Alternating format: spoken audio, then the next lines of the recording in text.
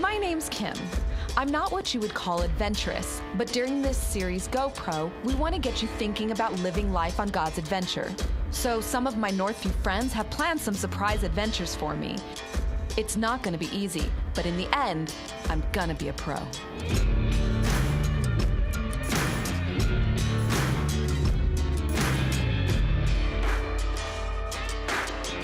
Let's go.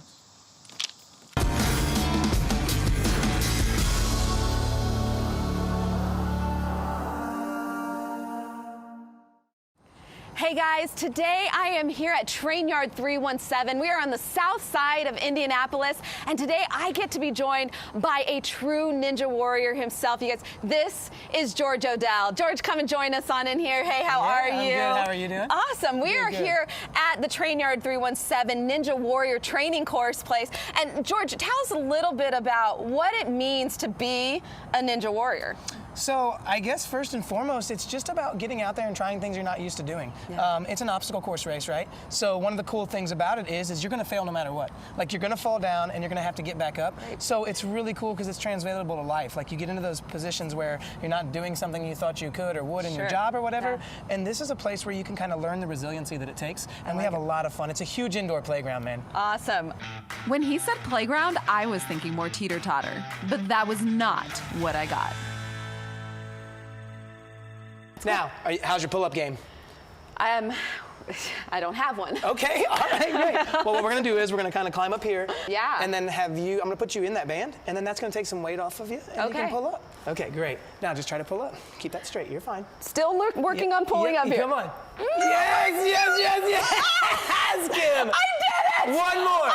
One more. Okay, really? Another one? Yes, one more. Okay. Come on. Good. All right, good. That's two. All right, so step that foot out first. Yeah. Now step this foot out. All right. So now you're a ninja. You can leave. I'm a ninja warrior. That's it. You're done. That was awesome. Yeah, you just went pro. The day is over, right? We're getting started. All right, Kim, so this is what I want you to do. Do it just like I do, okay? Okay. All right.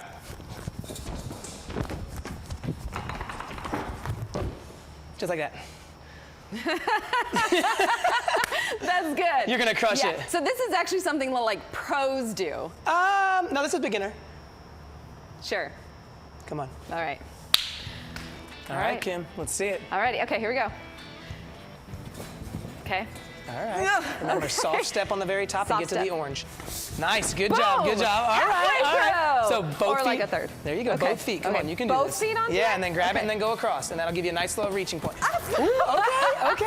That was really actually trying. That's all right. Get those hands on the top of the step. I feel like both feet doesn't work. Okay, then try one and going back and forth. Okay. Okay, Kim. Get back. Oh, that was good. All right. Okay. Deep breath. Now. Yep, stay centered, stay moving forward. Balance. I'm ready. Nice and easy, girl. Okay, I'm scared, but I'm ready. You look good. Okay, here we go. Be one with the log. Yes. Keep moving. Get to the orange mat. Get to the, Done! Kim, seriously? Yes. Oh my gosh, that was amazing. I should be on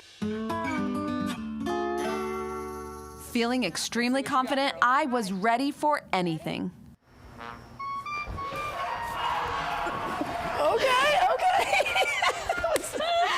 Okay, ready?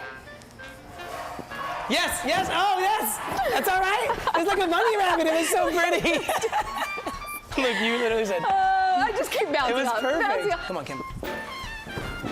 So you jumped up that time, right? All right, 3, 2, 1, go.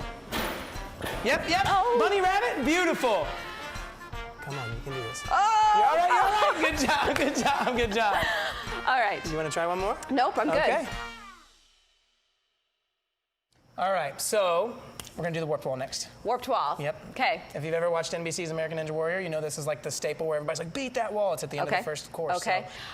So what am I gonna do? Can you talk me through this? Warped wall. We're gonna run up this wall. You're gonna literally run up the wall. Okay. And you're gonna grab that top, and then you're gonna pull yourself up and over.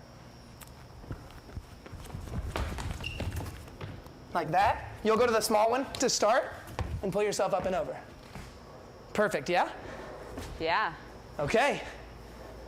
I'm gonna come down and spot you. This is good, ready? 3, 2, 1, go. There you go. Come on, keep pulling, keep pulling. Leave your feet where they are and keep pulling. Yeah, man. All right, if you're going down, I'm coming down. You want to try one more time? Oh, gosh. You know you do. Yes. It's important. Okay. All right. You ready? Yep. 3, 2, 1, go. Woo! Look at you! Catching rope, girl. Get it, the yellow's right there. Yes! Okay, now come on. There you go. Okay. Now try to hook that foot up here and pull yourself up and over.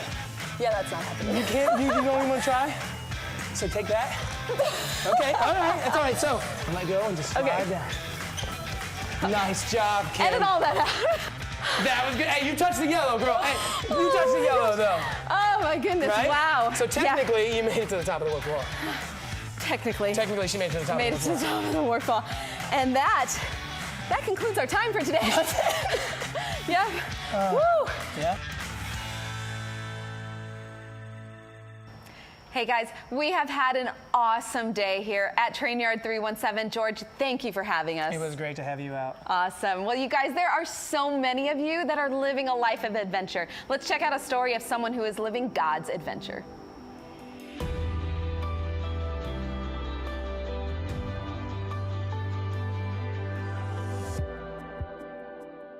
Well, I'm here today with Erica Walker. And Erica, as you know, we've been working through together as a church how to learn to really care about the things that God cares about, how to let the things that break God's heart break our heart.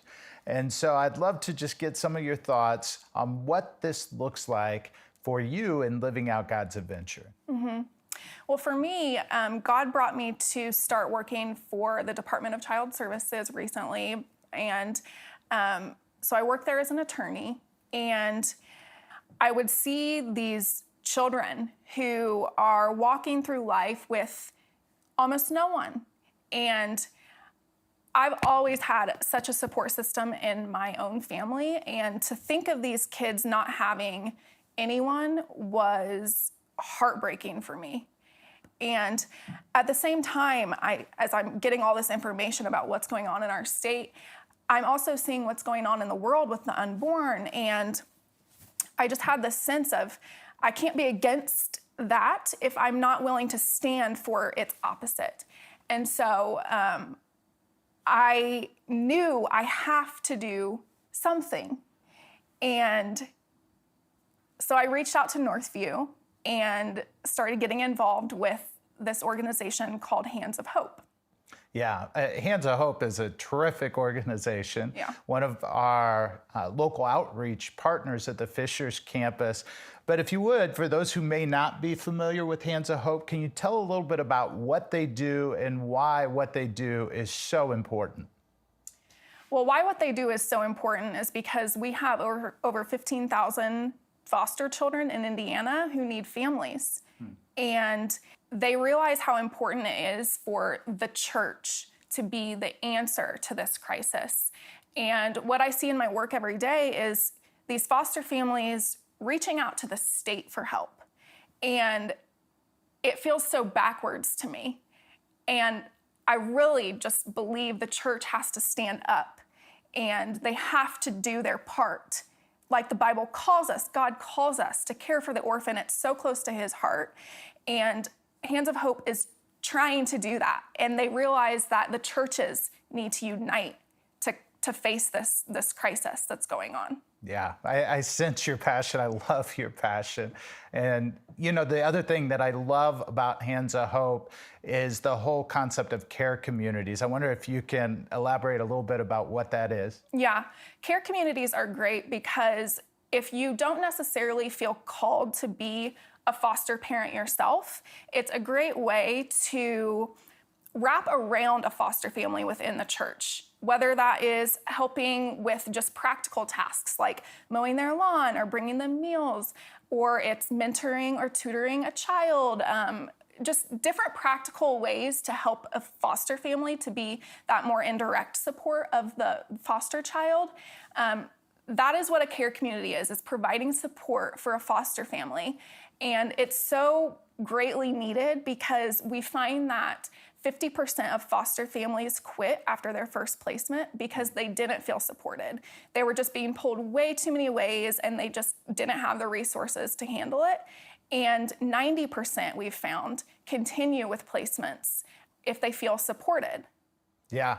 So the church can make a huge difference, not only in being a foster parent, if that's what they are led to, but also in just providing the support to people that the church can make a huge difference. Yes, exactly. And the church should be the answer. Oh, absolutely. Yeah. I love that. So tell me a little bit about your spiritual journey.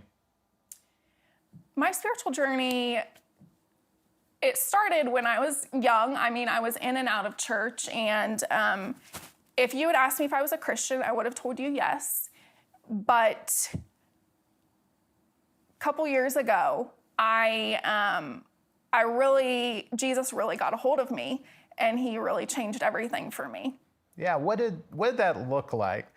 So you go from, I'm in church. Are you a Christian, Erica? Yeah, I'm a Christian. And then something happens 2 years ago that's a game changer.